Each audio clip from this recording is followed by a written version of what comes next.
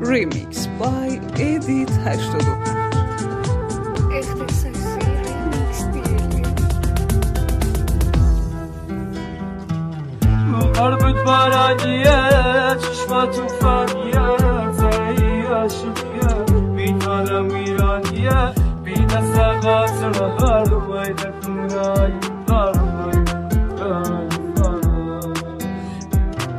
هایدن و خیال صار بی دست غاصر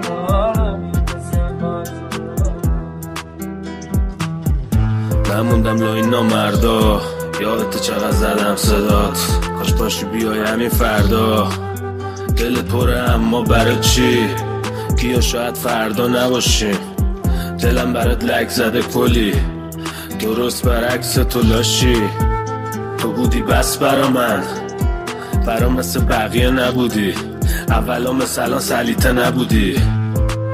دیگه غریبه و دوری خمارتم قد یه ترون هر جای خودتو برسون گرم نگیر با این خورده ها من با همه سردم تم زمستون من فقط میخواستمت همین اینجا کسی نشد تو بهترین من با این حال نمی کنم مثل تو کسی رو شاخ نمی کنم کاش ساعتی قلبت بارانیه چشما توفانیه زهی عاشقیه بیتانم ایرانیه بی دست غاصر هر ویده کنای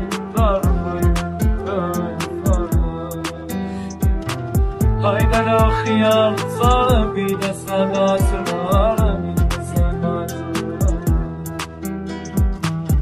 یه چند روز گذشت با همون حال بدی SMS دادم چی شده با هم بدی جواب نداد تا یه روز صبح دیدم جلو خونه‌شون ماشین باربری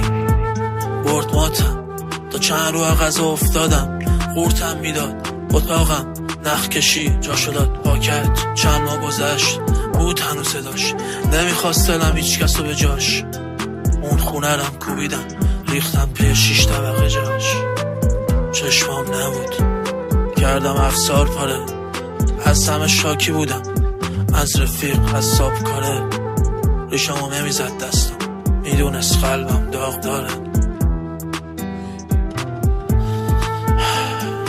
زود جوش می آوردم کوش چشمایی که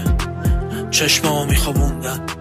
از میخواب قلبت بارانیه چشما توفانیه زهی عاشقیه بیتانم ایرانیه بی دست غاصر هر ویده کنای